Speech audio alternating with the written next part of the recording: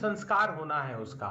और ये मायावी सरकार पर से इसीलिए जनता का और किसान का भरोसा उठ गया है, क्योंकि पहले भी इस मोदी सरकार ने लगातार किसानों के साथ आघात किए हैं।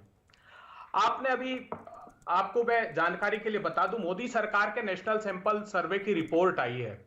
जो मोदी जी फरवरी 2016 में बरेली की रैली में भाषण दे रहे थे ना, कि किसान भाइयों 5 साल में आपकी आमदनी 2 गुना कर दूंगा। मोदी जी की सरकार ने बताया कि एक किसान की आमदनी प्रति व्यक्ति प्रतिदिन औसत 27 रुपए रह गई है और 74,000 रुपए का कर्ज उन पर हो गया। वही एनएसएसओ की रिपोर्ट बता रही है कि समर्थन मूल्य पर मोदी सरकार बिल्कुल खरीदी नहीं कर रही है।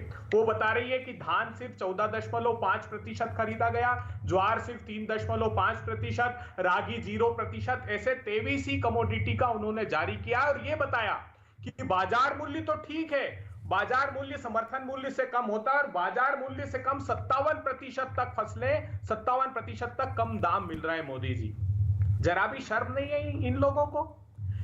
कितनी तपस्या की प्रधानमंत्री जी ने, बताइए मुझे आप। 700 किसानों को अपनी शहादत देनी पड़ी, बर्बरता निर्ममता से करनाल से लेकर दिल्ली तक सिर फोड़ दिया गया और इससे भी पेट नहीं भरा तो रोंद कर लखीमपुर में मार दिया। अरे प्रधानमंत्री जी, कहिए ना सारे मंत्रियों को, बच्चों को कि जहां जहां किसान मिल जाए उनको रोंद कर मार दें। फिर बार बार क्यों आप और ये भारतीय जनता पार्टी चिल्लाती जब भी मुसीबत में फंस जाती, अब देश भर में बदनामी हो रही तो ओवैसी भाईजान, ओवैसी भाईजान, इसको डाइवर्ट करिए, मुद्दे को डाइवर्ट करिए। तो बी टीम है उनकी, इसीलिए जैसा वो स्क्रिप्ट लिख कर देते हैं, प्रायोजित भाषण पढ़ते हैं। आखिरी बात, आपने 2 मुद्दे उठाए हैं इसमें कि एनआरसी और सीए का। आपने खुद ने स्वीकारा, जब चुनाव लड़ना था तो आपदा में अवसर तलाशा और ऑर्डिनेंस लेकर आ गए किसानों के कानूनों के खिलाफ, मजदूरों के खिलाफ। और उस सिटीजनशिप अमेंडमेंट एक्ट जो जनवरी 2020 में बिल आ गया, जो एक्ट बन गया, उसके रूल तक नहीं फ्रेम किए। और किसने सबसे पहले आपत्ति जारी की थी जानते हैं आप? आईबी और रॉ ने। पार्लियामेंट्री स्टैंडिंग कमेटी की रिपोर्ट पढ़िए। मैं आखिरी बात कहकर समाप्त करता हूं, इनका हिंसा बेनकाब हो जाएगा। भारतीय जनता पार्टी का, खास करके जब मुख्यमंत्री थे नरेंद्र मोदी और अमित शाह साहब जब गृह मंत्री थे, तब की रिपोर्ट का उल्लेख है इसमें। उस कमेटी ने अहमदाबाद और राजकोट का दौरा किया। 300 हिंदू परिवार थे, उन्होंने कहा जी आप तो मेरी बात बोल रहे हैं। आखिरी बात अच्छा, आप कंप्लीट कर लीजिए, ताकि सुन लीजिए ना, एक मिनट, हाँ सुनिए। उस कमेटी की रिपोर्ट की फाइंडिंग्स पढ़ेंगे तो होश उड़ जाएंगे। उस कमेटी ने यह कहा कि साहब बरसों से जब कलेक्टर को पावर डेलीगेट कर दिए, जब भी हिंदू जो सताए हुए पाकिस्तान से 300 परिवार, उनको नागरिकता नहीं देंगे और राज्य सरकार ने उनका जीवन स्तर बदतर कर दिया। अमन चोपड़ा जी, और रिलीजियसली परसिक्यूटेड शब्द इन्होंने एक्ट में से हटा दिया, जबकि आईबी ने कहा था कि 3000। अब अभय जी, मैंने पूरा आपको समय दिया। अभय जी, एक सवाल मैं पूछना चाह रहा था बस आपसे, क्योंकि मुझे शाजिया जी के पास जाना है। अभय जी, आपने कहा जो जन्मदाता है उसी ने इनका अंतिम संस्कार करेगा एक तरीके से, ठीक, लेकिन एनआरसी का तो अभी जन्म ही नहीं हुआ। सीए का भी आप कह सकते हैं भाई जन्म नहीं हुआ क्योंकि वो लागू ही नहीं हुआ, तो फिर इनके लिए आंदोलन का क्या मतलब है? आपके शब्दों में एनआरसी का तो जन्म नहीं हुआ ना भैया, और सीए तो अभी लागू ही नहीं हुआ। अरे ये तो मैंने कहा ना, ये तो भाईजान की शरण में चले जाते हैं जब भी फंस जाते हैं। अब देश भर में इनकी बदनामी, तो मतलब आप शाहीन बाग आंदोलन के खिलाफ की डर से ये चुनाव, सुनिए ना, ये डर के कारण जो उपचुनाव में हार की डर हुई, थोड़ा सा इन्होंने पेट्रोल डीजल में जो 24 लाख करोड़ रुपए लूट किए 7 सालों में, उसमें कुछ थोड़ी सी कमी की। अब समझ गया, ये इनका प्लान हो सकता है, मैं समझ गया अभय जी। अभय जी मैं समझ गया, इनकी बी टीम है ओवैसी है, लेकिन आप लोग तो ऐसे आंदोलनों के खिलाफ है। मतलब मेरे को ये अच्छा लग रहा है, आप कह रहे हैं कि ये इनकी बी टीम है, ओवैसी वगैरह इस तरह के जान के आप लोग खिलाफ हैं। अगर सीए एनआरसी वाला आंदोलन होता है तो आप उसके खिलाफ है ना? आप लोग खिलाफ हैं ऐसे आंदोलन, क्योंकि जन्म ही नहीं हुआ अभी तो एनआरसी का जन्म ही नहीं हुआ, अभी तो सीए लागू ही नहीं हुआ, है ना अभय जी? हमारी देश का अन्नदाता, भाग्य विधाता किसान, एक लक्ष्य अर्जुन की तरह मछली की आंख पर उसका है। ये जो कौरवों की सेना है, इनको परास्त करेगा और अपना हस्तिनापुर का अधिकार किसान लेकर रहेगा। प्रधानमंत्री जी, आपने आते 150 रुपए का बोनस किसानों का क्यों बंद करा दिया? देश को जवाब दो। आपने आते एक के बाद एक जमीन हड़पने के 3 अध्यादेश क्यों लेकर आए? देश को जवाब दीजिए। आपने सुप्रीम कोर्ट में क्यों कह दिया कि लागत का 50% ऊपर नहीं दूंगा? प्रधानमंत्री फसल बीमा योजना, अमन जी पूछिए इनसे, अहमदाबाद में बंद कर दी, गुजरात ने बंद कर दी उसको, जिसका मैं दोबारा से आपको कनेक्ट करूं, आपका ऑडियो थोड़ा ज्यादा खराब हो रहा है। माफी के साथ अबे भाई, आपका थोड़ा ऑडियो थोड़ा एक बार दोबारा से कनेक्ट कर लीजिए, बहुत ज्यादा स्क्रीन ठीक नहीं है। मैं एक बार दोबारा से कनेक्ट करता हूं आपको। अबे भाई, आपकी बात पूरी पहुंच गई है। आप शाजिया इल्मी जी जवाब दे दीजिए। लीजिए, आप सीए वापस लीजिए भाई। आप ही लोगों ने आदतें बिगाड़ी है। मेरा सवाल सुनिए, आप ही लोगों ने आदतें बिगाड़ी है। सबसे पहले तो मैं कहूंगी कि सीए वापस लीजिए वरना शाहीनबाग होगा। बहुत हमारे अभय भाई जो हैं बहुत मेरी आवाज आ रही है आपको? जी जी बिल्कुल आ रही है। शाजिया, सीए वापस लीजिए वरना आप शाहीनबाग होगा। लीजिए वापस। चाहूंगी कि अभय भाई जो हैं बहुत ही अच्छा उनका प्रदर्शन रहा और बहुत अच्छे वो कॉमेडी कर सकते हैं और मुझे लगता है उनको सच में अपना करियर आजमाना चाहिए।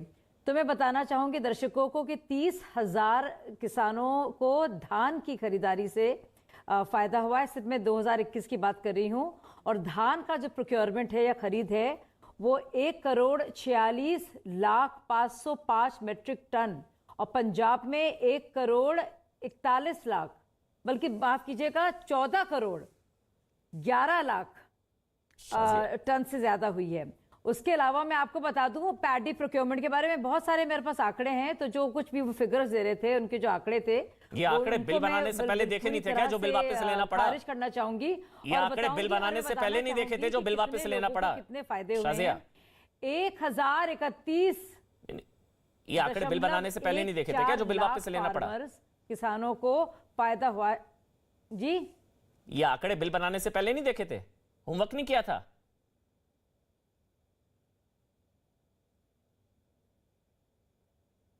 नहीं, मैं बता रही हूं कि ये सारे जो हैं, तो जो कह रहे हैं कि किसानों को कुछ फायदा नहीं हुआ, तो सब किसानों को बहुत फायदा हुआ है और रिकॉर्ड खरीद भी हुई है। तो जो बातें कह रहे थे किसानों को जो नुकसान हुआ है, ये सब ऐसा कुछ भी नहीं हुआ। मैं भाई साहब से पूछना चाह रही हूं कि चलिए ये तो साफ जाहिर हो गया कि शाहीन बाग बनने का, क्योंकि ओवैसी जी ने कहा है और ओवैसी जी भी वही वोट बैंक चाह रहे हैं जो वोट बैंक की इनको तलाश है, तो जाहिर है वहां पे कंपटीशन है। तो अखिलेश जी का जिन्ना प्रेम जाग जाता है, ओवैसी जी को सीएए एनआरसी याद आता है, प्रियंका जी अब 40 मेरा सवाल सुनेंगे आप शाजिया? मैं आपसे सवाल पूछना चाहता हूँ आज। शाजिया, मेरी आवाज आप तक पहुंच रही है? मैं तब पूछूंगा, मेरी आवाज आप तक पहुंच रही है? जी पहुंच रही है, बिल्कुल पहुंच रही है। शाजिया, आपने कहा कि जो प्रधानमंत्री ने देश के कहा कि वो कानून समझा नहीं पाए इसलिए वापस लिया। इनका आरोप है कि सीए भी ढंग से ये लोग नहीं समझ पाए, सीए भी नहीं समझ पाए। आदतें तो आपने बिगाड़ी ना। अब वापस लीजिए वरना शाहीनबाग होगा। अब आप समझ रही है मेरा सवाल? इस पर बोलिए, वापस लीजिए सीए वरना शाहीनबाग होगा, इस पर बोलिए। मुझे देखिए, जितनी भी धमकी दे दें और धमकी देते रहें, चाहे ओवैसी हो चाहे जो भी लोग हों, ये सारे के सारे वादे महात्मा गांधी जी से लेकर मौलाना आजाद साहब से लेकर अशोक गहलोत जी की सरकार ने, मनमोहन सिंह जी की सरकार ने लिए हैं।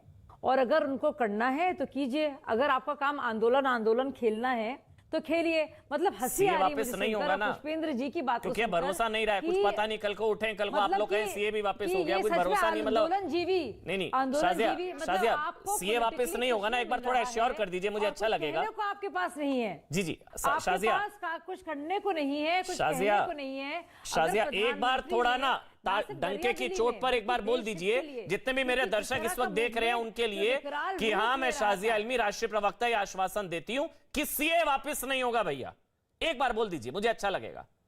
सीए वापस नहीं होगा, एक बार बोल दीजिए। मैं आप जी, चाहे कुछ भी हो जाए सीए वापस नहीं होगा। 370 तो नहीं बहाल होगा, हो सकता है।